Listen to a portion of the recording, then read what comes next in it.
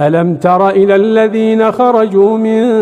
ديارهم وهم ألوف حذر الموت فقال لهم الله موتوا ثم أحياهم إن الله لذو فضل على الناس ولكن أكثر الناس لا يشكرون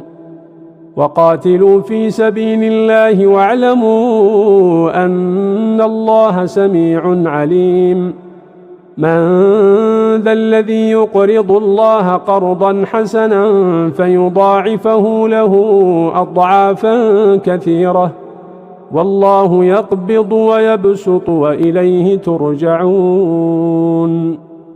ألم تر إلى الملأ من بني إسرائيل من بعد موسى إذ قالوا لنبي له ابعث لنا ملكا نقاتل في سبيل الله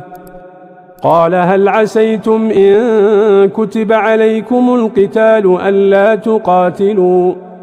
قالوا وما لنا ألا نقاتل